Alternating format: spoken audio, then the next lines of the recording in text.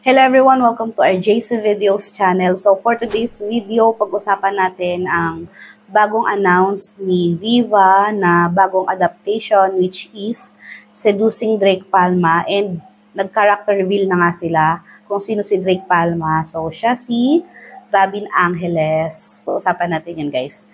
So ako nabasa ko na rin yung Seducing Drake Palma, and lagi ako tumitingin dito sa Wattpad list na, kasi noon kapag kami nabasa akong maganda sa Wattpad, meron akong sinulat doon na my favorite Wattpad story Emerald, ganyan. So chinek ko kung ano nga ba yung story ni Drake Palma, kasi syempre ang tagal ko nang nabasa yun, hindi ko na masyadong maalala sa dami nang nabasa ko rin. 1 and 2 napanood ko na, ayan o. So sabi ko dito sa aking note, Seducing Drake Palma by Bioch.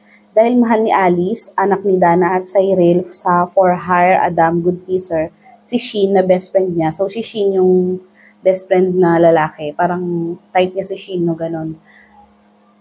Gagawin niya ang isang mission impossible, which is seducing Drake Palma. Si Drake Palma ang lalaking gusto ni Kay. Kaya nakipaghiwalay siya kay Sheen. Ang lalaki ay Sheen. Parang naiisip ko si Beanie Sheen. So si Kay, boyfriend niya si Sheen, hiniwalay niya para kay Drake. So ayaw ni Alice na nakikitang nasasaktan si Sheen, kaya kahit labag sa loob niya ay nilakasan niya ang loob niyang gawing boyfriend si Drake para bumalik si Kay kay Sheen. Magiging for real kaya ang relasyon na mayroon ni Drake, si Drake at si Alice. Basahin mo na maganda to. Salamat Amo DC. So yan, medyo naala-alala ko na yung story dahil nga doon. Bayan, kate. So yun na, yun pala yung story niya. Si Drake Palma dito is masungit. Parang matalino, masungit. Parang mysterious, ganyan.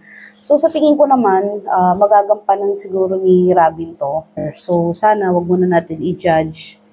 Baka naman magampanan din talaga ng maayos. And magaling naman si Robin umarte. Kita nyo naman din sa ibang mga gawa niya. And tignan nyo si Avenues of the Diamond. Nung una, ayaw nila kay... Pero ngayon, natutuwa sila sa saklay. So, ano yung sasabi nyo, guys, sa bagong adaptation na gagawin ni Viva? Let me know in the comment section. Thank you for watching and I hope to see you on our next video. Bye!